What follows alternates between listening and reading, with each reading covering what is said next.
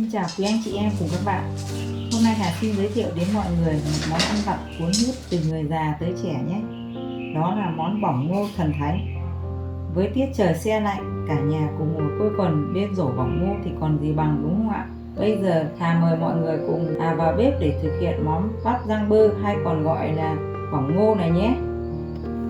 Nguyên liệu thì mình chuẩn bị gồm có ngô Mỹ, đường cát trắng, bơ, dầu ăn và nước lọc nữa.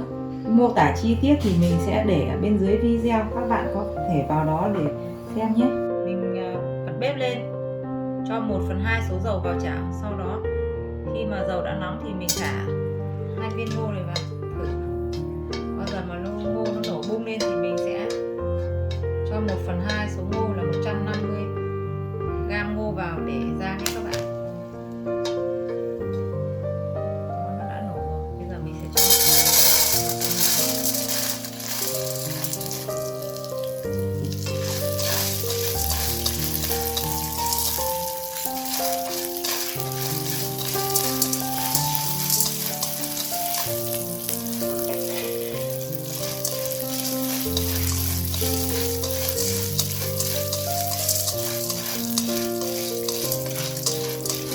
Vung vào và không đậy kín, cứ để rửa đều như vậy, bởi vì chúng ta đậy kín vào thì ngô nó sẽ không được giòn.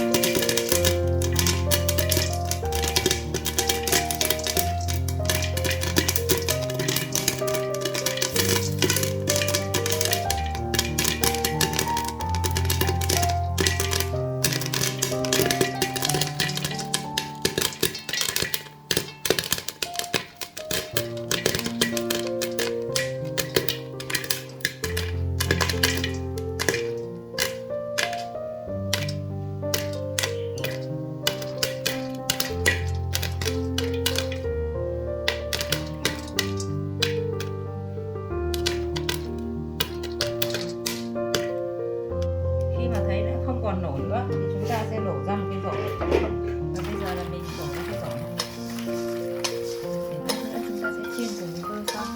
Tương tự như mẻ đầu tiên thì khi mà dầu nóng thì mình sẽ cho ngô vào và đảo lên.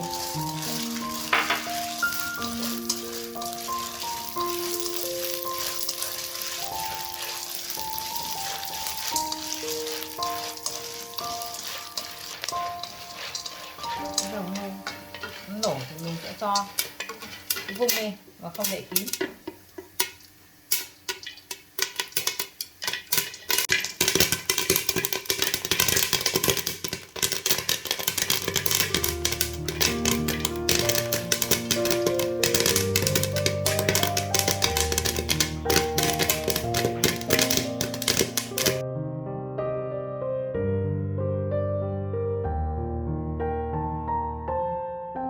Tiếp đến là mình cho một nửa số nước này, khoảng 50 ml nước, cho 50 g đường. Mình cũng chia làm 2 nhẻ để xên đường như vậy.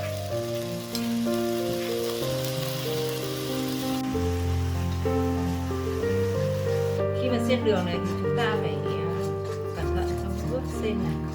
Khi mà đã chuyển sang cái màu vàng cánh gián, chúng ta cho nhỏ lửa đi. Sắp được rồi các bạn. Cho 1/2 số đường này. Đường khoảng 30 g đường. Cho vào nó tan chảy ra.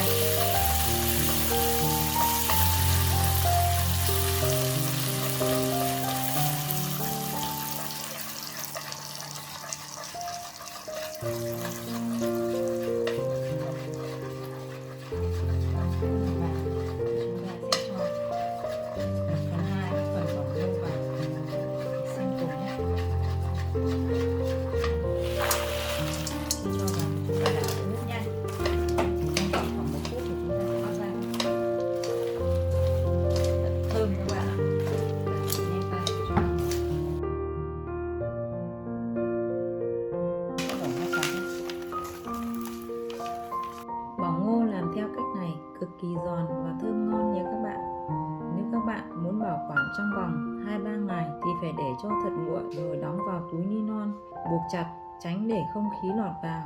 Và như vậy là mình vừa chia sẻ đến mọi người cách làm món bắp rang bơ hay còn gọi là bỏng ngô.